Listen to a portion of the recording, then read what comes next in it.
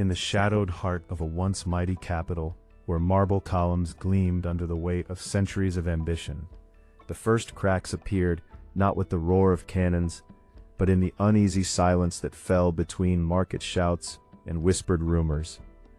Capitals have always been more than stone and street. They are living organisms, pulsing with the ambitions of empires, the dreams of rulers, and the quiet desperation of millions. From the forums of ancient Rome to the barricaded boulevards of revolutionary Paris, these cities stood as beacons of civilization, yet they also became the epicenters of its most devastating ruptures.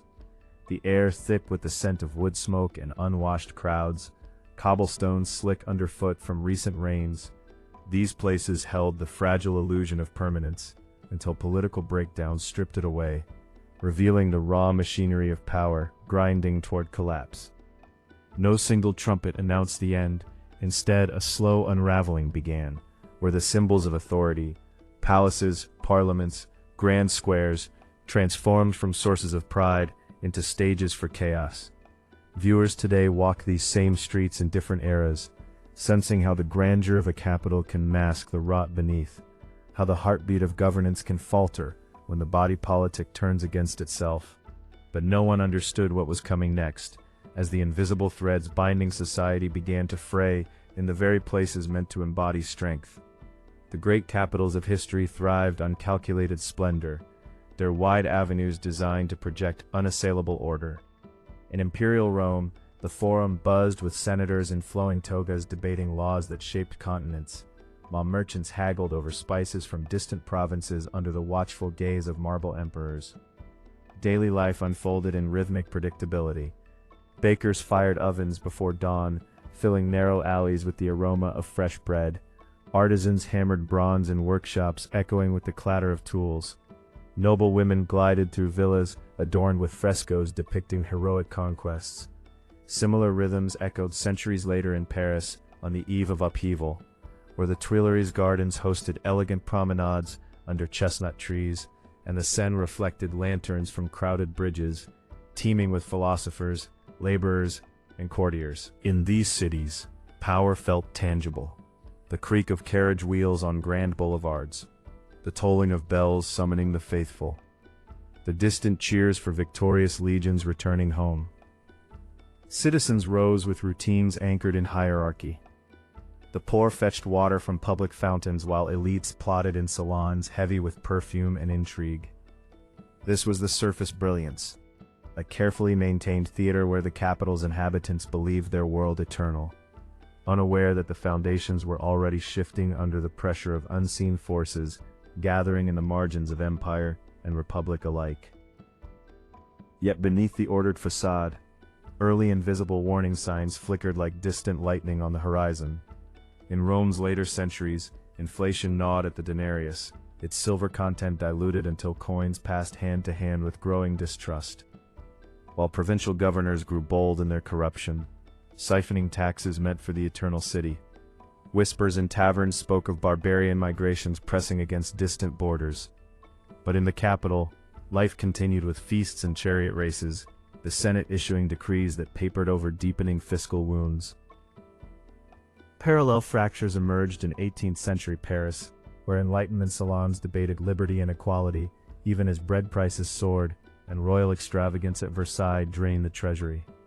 Petty officials pocketed funds, harvests failed in the provinces, and letters from the countryside painted pictures of starving peasants. Yet the glittering capital maintained its balls and operas, its inhabitants convinced that reform would arrive through reasoned discourse rather than rupture. These warnings were subtle: a sudden quiet in the markets, an increase in beggars clustering around palace gates, the way conversations in coffee houses turned sharper, more guarded. The system appeared resilient because capitals excel at projecting stability, their grand architecture and ceremonial pomp distracting from the slow erosion of legitimacy. By the time the signs became clear, it was already too late for many to alter course, as the political machinery that once coordinated vast territories began to seize under its own contradictions. Rising tension transformed these capitals from symbols of unity into battlegrounds of factionalism. In the streets of Rome during the late Empire, rival generals marched their legions through the gates, their armored columns clashing with imperial guards amid the cries of terrified citizens huddled in tenements. Political breakdown accelerated as emperors were made and unmade in rapid succession, each promising restoration while deepening divisions between the old aristocracy and ambitious military men. The air filled with the metallic tang of blood and the acrid smoke of fires set during riots, while food shortages sparked angry crowds looting granaries. Centuries later, Paris in the 1780s saw similar escalations. The states' general meetings dissolved into accusations, pamphlets flooded the boulevards, inciting anger against the monarchy, and the Bastille loomed as both prison and potent symbol of oppression. Protesters gathered in the Place de Grève, their voices rising in unison against perceived injustices, while royal troops stood uneasily at intersections, muskets loaded, but orders unclear. Instability spread like contagion through salons and slums alike, whispers of conspiracy, sudden arrests under cover of night, the uneasy alliance between radical intellectuals and hungry mobs. Capitals concentrate these pressures. Every grievance funnels toward the seat of power, turning administrative centers into pressure cookers, where economic woes, ideological clashes, and personal ambitions collide with explosive force. The routine of daily survival grew strained, with families rationing meager supplies and neighbors eyeing one another with suspicion as old social bonds frayed under the weight of uncertainty. Key decisions and fatal mistakes by those at the pinnacle accelerated the descent. In Rome, emperors like Commodus abandoned prudent governance for gladiatorial spectacles, alienating the Senate and eroding the delicate balance that sustained the empire's vast machinery. Later rulers invited barbarian leaders into the fold, as foederati, a pragmatic compromise that planted seeds of future betrayal within the capital's defensive perimeter. In revolutionary France, Louis XVI's hesitant responses, convening the estates while clinging to absolute privilege, fleeing toward Varennes only to be captured, emboldened radicals and alienated moderates. Advisors whispered conflicting counsel in gilded chambers, while the National Assembly's decrees cascaded into chaos without adequate mechanisms for enforcement. Pressures mounted from all sides, foreign wars draining resources, internal factions vying for control of the narrative through newspapers and broadsheets, the relentless demand for bread from the sans-culottes, whose patience had evaporated. These choices, often made in isolation within palace walls insulated from the street's realities, reflected a profound misreading of the capital's shifting mood. Leaders believed they could manage the breakdown through incremental concessions or displays of force, yet each misstep widened the chasm between the governed and the governors. The weight of history pressed down, decades of accumulated grievances channeled through the narrow corridors of power, transforming political miscalculations into irreversible momentum toward collapse. The moment the system began to fail arrived not in a singular cataclysm, but through cascading failures that overwhelmed the capital's capacity to respond. In ancient Rome, the sack of 410 by Visigoths under Alaric shattered the illusion of invincibility. Smoke rose from burning districts as panicked residents fled through breached walls, the eternal city's aqueducts severed, and forums desecrated. Authority fragmented as rival claimants vied for the purple amid dwindling grain shipments. Similarly, in Paris of 1789, the storming of the Bastille marked a visceral turning point.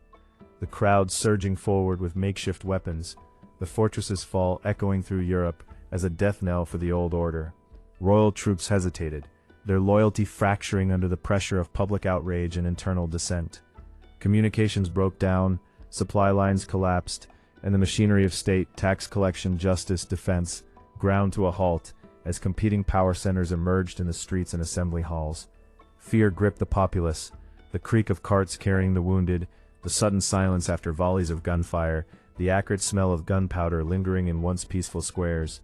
Capitals, designed as nerve centers, became liabilities when political breakdown severed the connections that once bound periphery to core.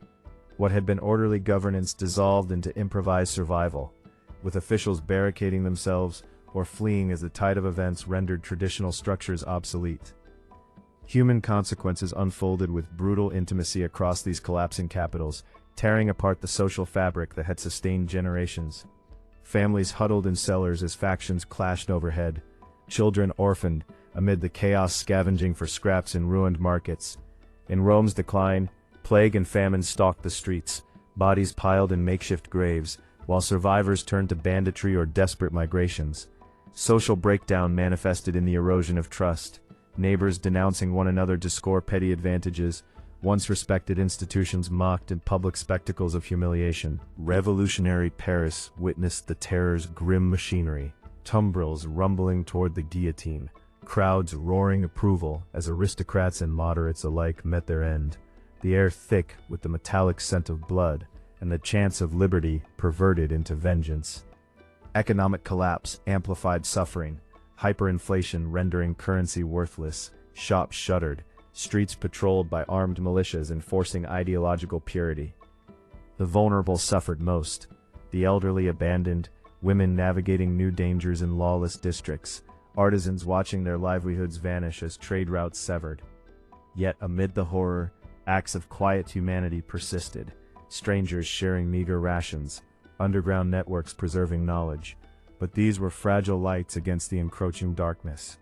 The capital, once a cradle of culture and administration, became a crucible, testing the limits of human endurance and the fragility of civilized norms when political authority evaporates. The long-term historical impact of these breakdowns reshaped not only the capitals themselves, but the trajectories of entire civilizations. Rome's fall fragmented the Western Empire into successor kingdoms, its ruined forums, reclaimed by nature and memory, birthing medieval Europe from the remnants of classical order. The ideas of citizenship and law endured in altered forms, influencing later republics, even as the physical city endured sacks and rebuildings. Paris after the Revolution exported radical notions of rights and nationalism across continents, redrawing maps and inspiring upheavals from Haiti to Latin America, while the capital itself evolved through Napoleon's empire and restorations. These events demonstrated how political rupture in the heart of power radiates outward, toppling alliances, redistributing wealth, and seeding new ideologies from the ashes. Capitals often survived physically, rebuilt grander or scarred, but the psychological rupture lingered in collective memory, shaping constitutions, warning future leaders, and reminding societies of their impermanence. The breakdown accelerated technological and social adaptations, new forms of governance, economic systems, cultural expressions born from necessity. Yet the human cost echoed through generations, demographic scars, lost knowledge, cycles of resentment fueling future conflicts, proving that no capital, however magnificent, exists outside the currents of history's unforgiving tide. Even now, as modern capitals pulse with electric life and digital connectivity, the ghosts of past breakdowns whisper warnings through their ancient stones and broad avenues.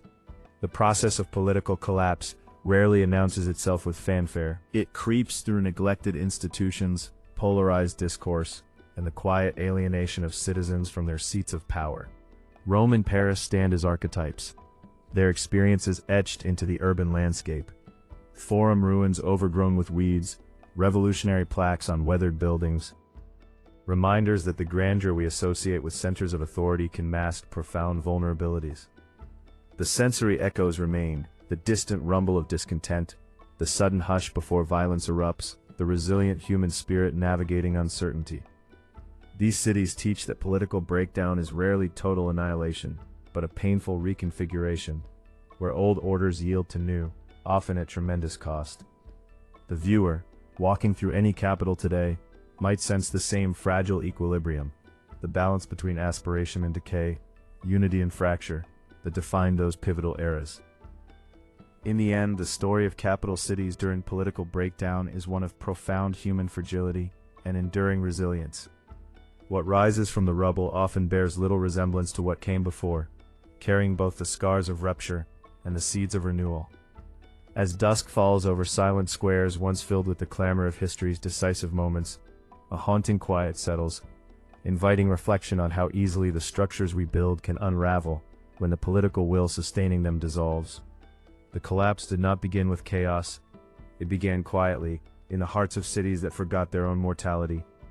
And in that silence lies the most enduring lesson. No empire, no republic, no capital stands forever immune to the forces that shaped its birth. The wheel turns, streets empty and refill with new dreams and new tensions, and the cycle awaits only the next unseen fracture to remind us all of civilization's precarious beauty.